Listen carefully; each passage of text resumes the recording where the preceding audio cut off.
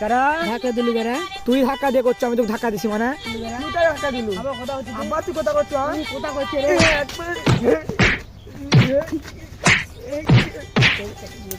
কেউ মারলো থাম আমার বাবা ডাইরেছি থাম থাম যা তোর বড় হয়ে গিয়ে দেখুনি কে কি করে বলে আর দেখে নিস যা ভাই ভাই ওকে সে নাও তো মারছে ভাই চল